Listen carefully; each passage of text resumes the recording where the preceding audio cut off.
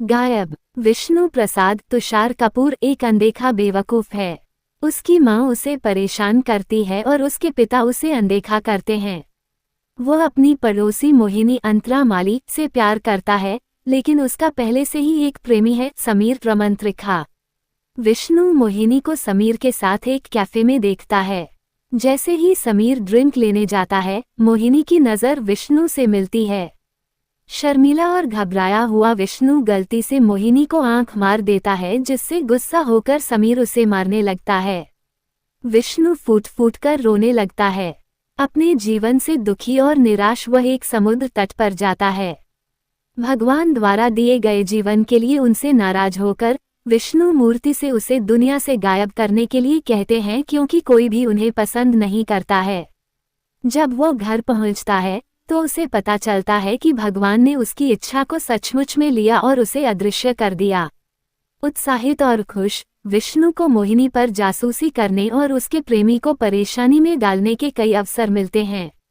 उसे पता चलता है कि वो उन कपड़ों के अलावा कोई और कपड़े नहीं पहन सकता है जो उसने वरदान प्राप्त करने के दिन पहने थे, क्योंकि वही एकमात्र कपड़े थे जो उसके साथ अदृश्य हो गए थे।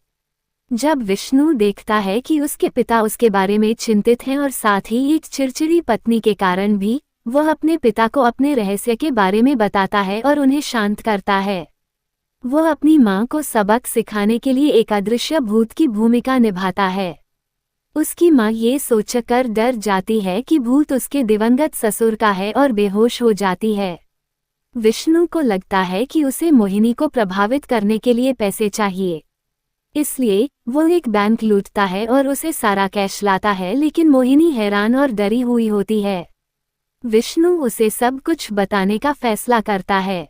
मोहिनी गुस्से में आ जाती है और विष्णु से कहती है कि वो उसे अकेला छोड़ दे, क्योंकि वह समीर से प्यार करती है। अकेले और दिल टूटा हुआ, विष्णु नशे में धुत होकर सड़कों पर भटकता है। मीडिया एक अदृश्य शक्ति द्वारा की गई बैंक डकैती के बाद अविश्वसनीय कहानियां बनाता है और वे अधिक जानकारी प्राप्त करने का प्रयास करते हैं। पुलिस विभाग कार्रवाई करता है और अदृश्य आदमी का पता लगाने की कोशिश करता है। विष्णु के फिर से उनकी तलाश में वापस आने से पहले समीर मोहिनी के साथ शहर छोड़ने का फैसला करता है, लेकिन वे ऐसा करने में असमर्थ हैं।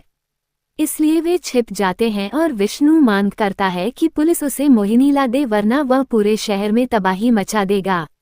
वो हास्यास्पद तरीके से सड़कों और शहर के एक हिस्से में गड़बड़ी करके उन्हें धमकाता भी है।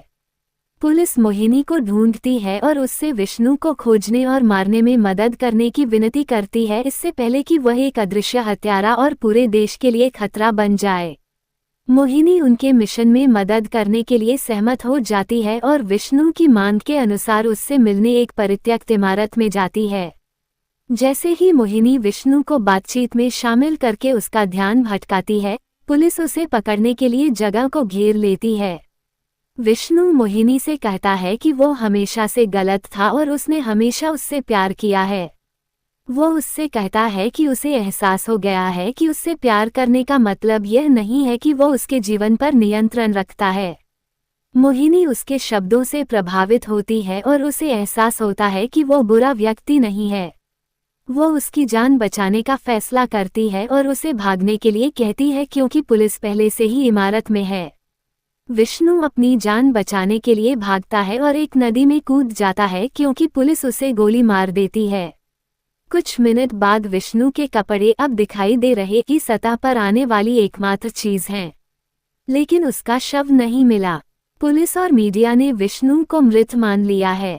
कुछ दिनों बाद समीर और मोहिनी विष्णु को फिर से उसी नदी के किनारे पाते हैं जिसमें वह डूब गया था। विष्णु ने जो भी गलत किया उसके लिए उनसे माफी मांगी और सामान्य जीवन जीने का फैसला किया। विष्णु को गिरफ्तार कर लिया गया और उस पर मुकदमा चलाया गया। अपने कृत्यों के लिए दोषी वह कुछ समय जेल में बिताता है और बाद में रिहा हो जाता है। कई महीनों बाद विष्णु को राष्ट्र द्वारा एक नायक के रूप में पहचाना जाता है और उसने एक अदृश्य लेकिन सामान्य जीवन जीते हुए पुलिस को कई मामलों को सुलझाने में मदद की है।